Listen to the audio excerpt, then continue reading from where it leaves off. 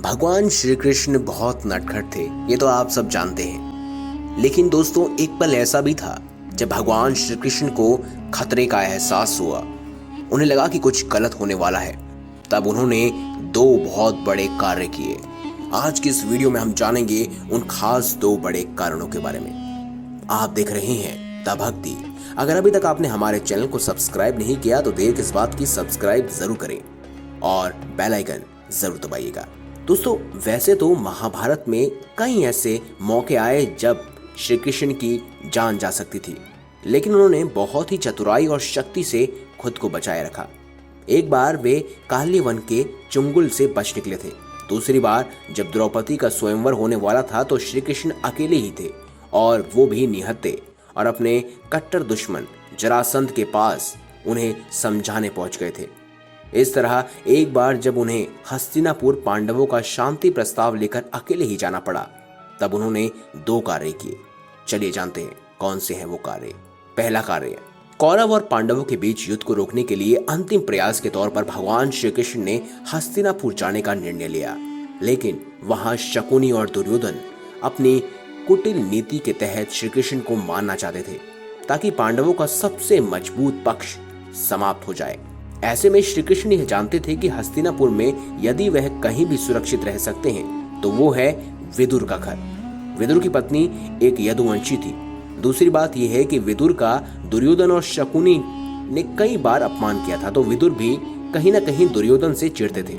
दुर्योधन ने जब विदुर का अपमान किया था तब उन्होंने भरी सभा में ही यह निर्णय लिया था कि यदि वो उस पर विश्वास ही नहीं करता तो वे भी युद्ध नहीं लड़ना चाहते। ऐसा कहकर विदुर युद्ध नहीं लड़े। दोस्तों, जब श्री कृष्ण रात को विदुर के यहाँ रुके तो विदुर ने श्री कृष्ण को समझाया था कि आप यहाँ क्यों आए हैं। वह दुष्ट दुर्योधन किसी की नहीं सुन रहा है, वह आपका भी अपमान जरूर करेगा। श्री कृष्ण जानते थे कि दुर्योधन भरी सभा में उनका अपमान जरूर कर सकता है, उसके बाद परिस्थितियां बदल जाएंगी। ऐसे में हस्तिनापुर में उन्होंने विदुर के यहाँ रहने का फैसला किया, क्योंकि विदुर के पास एक ऐसा हथियार था जो अर्जुन के गांडीव से भी कहीं गुना शक्तिशाली था। विदुर के सहयोग से ही श्री कृष्ण ने हस्तिनापुर और राजमहल में ससम्मान प्रवेश किया था। अब जानते हैं दूसरा कार्य। भगवान कृष्ण सात्विक की योग्यता और निष्ठा पर बहुत विश्वास करते थे। जब वे पांडवों के शांति दूत बनकर हस्तिनापुर गए तो अपने साथ वह केवल सात्विक को ही ले गए। कौरवों के सभा कक्ष में प्रवेश करने से पहले उन्होंने सात्विक से कहा कि वैसे तो मैं अपनी रक्षा करने में पूर्ण समर्थ हूँ, लेकिन यदि कोई बात हो जाए या मैं मर जाऊं या बंदी बना लिया जाऊं तो फिर हमारी सेना दुर्योधन की सहायता के वचन से मुक्त हो जाएगी।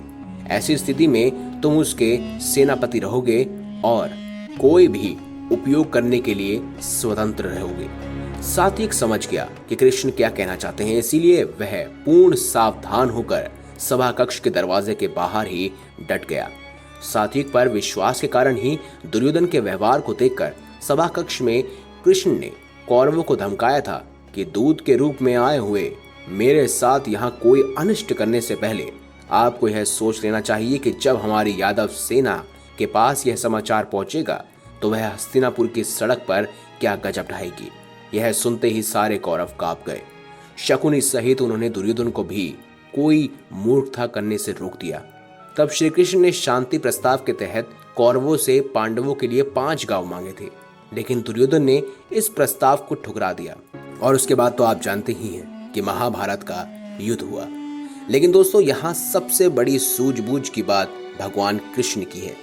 उनकी दाद देनी पड़ेगी। उन्होंने पहले ही अपने सेनापति यानी कि सात्विक से यह बात कर ली थी कि अगर उन्हें कुछ भी होता है, बंदी बना ले जाते हैं, तो उन्हें कौरवों का साथ नहीं देना बल्कि पांडवों का साथ देना है। तो दोस्तों, अगर आपको हमारी ये खास जानकारी, ये वीडियो अच्छी लगी हो तो इस वीडियो को लाइक करें, हमारे चैनल को सब्सक्राइब करें और ज्यादा से ज्यादा शेयर जरूर करिएगा। धन्यवाद।